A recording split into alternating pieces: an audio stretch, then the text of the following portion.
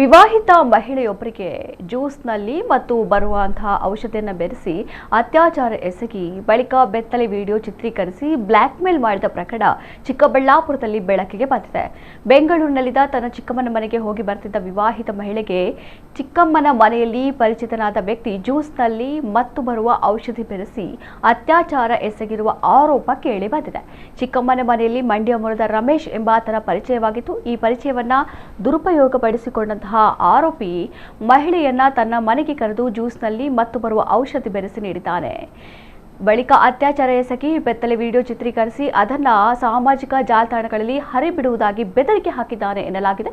ವಿಡಿಯೋಗಳನ್ನು ಬಂಡವಾಳ ಮಾಡಿಕೊಂಡು ಕಳೆದ 1.5 ವರ್ಷಗಳಿಂದ ಮಹಿಳೆಯನ್ನ ಬ್ಲ್ಯಾಕ್ ಮೇಲ್ ಮಾಡುತ್ತಿದ್ದ ಆರೋಪಿ ಲೈಂಗಿಕವಾಗಿ ಶೋಷಣೆ ನಡೆಸಿದ್ದಲ್ಲದೆ ಸುಮಾರು 100 ಗ್ರಾಂ ಚಿನ್ನಾಭರಣ ಹಾಗೂ 4 ರಿಂದ 5 ಲಕ್ಷ ರೂಪಾಯಿ ಹಣ ಪಡೆದು ವಂಚಿಸಿದ್ದಾನೆ ಎನ್ನಲಾಗಿದೆ.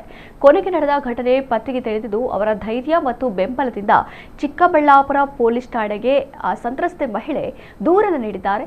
ಪ್ರಕರಣ ದಾಖಲಿಸಿಕೊಂಡಿರುವ ಪೊಲೀಸರು ಆರೋಪಿಯನ್ನು ಬಂಧಿಸಿ ಸೂಕ್ತ ಕಾನೂನು ಕ್ರಮ ಕೈಗೊಳ್ಳಬೇಕಿದೆ.